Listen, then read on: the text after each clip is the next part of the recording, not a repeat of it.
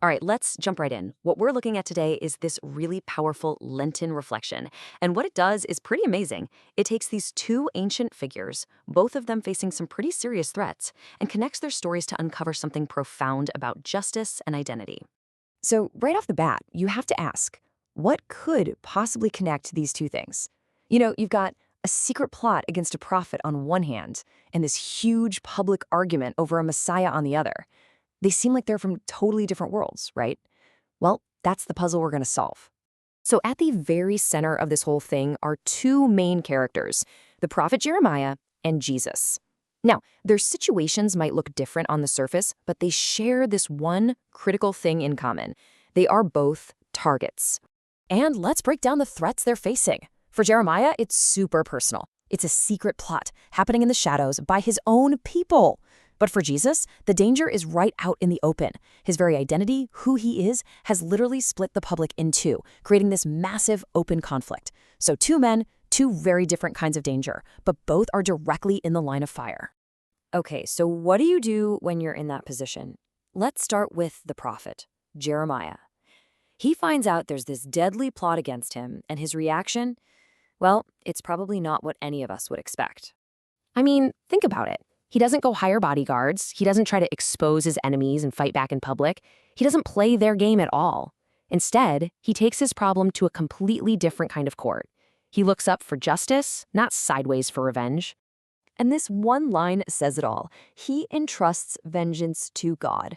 Now, this isn't just about wanting his enemies to get what's coming to them. It's so much deeper. It's about completely giving up control. He's placing his entire situation, his trust, in a justice that sees everything, a justice that goes way beyond human arguments and gets to the real truth. Now, let's switch gears and look at our second story, because this is where things get really interesting.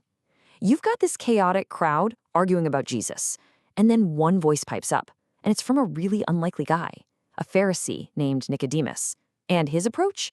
It's the polar opposite of Jeremiah's. So while everyone else is caught up in all the emotion and the drama, yelling and taking sides, Nicodemus just steps back. He sees the total chaos, and instead of jumping in, he calls for something way more structured. He calls for a system. He calls for human justice. And his argument is so simple, but it's incredibly powerful. He's not even getting into whether Jesus is who he says he is. He's defending a principle. He's saying, hey, doesn't our law say we have to give someone a fair hearing? In all that chaos, he's the one championing the system, saying that rules and fairness have to matter. So now we can see the two paths laid out perfectly. You have Jeremiah's appeal straight to God, and then you have Nicodemus's appeal to human law. These are two totally different ways to handle injustice, two different ideas of what it means to be proven right. And here it is, side by side. On one side, you have this complete trust in a divine, just judge. On the other, a demand for earthly due process, for a fair trial right here now. They seem like total opposites. So what in the world is the connection between these two?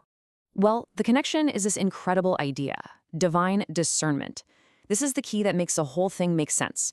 It's basically the practice of looking past all the noise, past the secret plots, past the public screaming matches, to see what's really going on at a deeper spiritual level. It's like changing your focus from the horizontal human-to-human conflict and shifting it to the vertical, to see the divine truth. And that brings us right to the heart of it. Why even think about these two stories during Lent? What are they supposed to mean for us today? Because here's the big takeaway. This isn't just some old history lesson. These stories are meant to be a kind of blueprint for our own spiritual lives, especially during a reflective time like Lent. They're actually modeling a different way for us to see and react to the conflicts in our own lives. So what does that practice actually look like? Well, first, we have to just acknowledge the conflicts and divisions around us. We have to see them for what they are, just like Jeremiah and Nicodemus did. Step 2 is where it gets tricky. We're supposed to think about both paths to justice.